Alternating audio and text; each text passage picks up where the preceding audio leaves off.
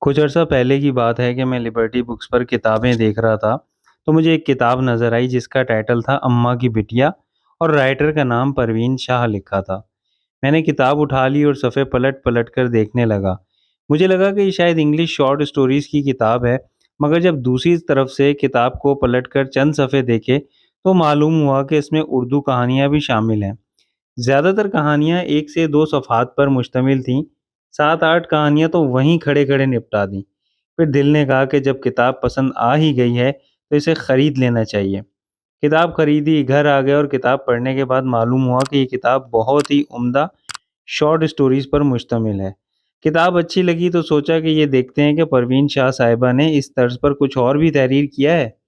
تو دیکھنے پر معلوم ہوا کہ ان کی ایک اور کتاب چونی کے نام سے بھی ہے اور اس میں بھی اسی طرح اردو اور انگریزی دونوں زبانوں میں کہانیاں موجود ہیں۔ کوشش کروں گا کہ جلدی چونی کو پڑھ کر آپ کے سامنے اپنی رائے کا اظہار کروں۔ ویسے اماں کی بٹیا میں مجھے سودا اور منظر، یہ دو کہانیاں بے حد پسند آئیں۔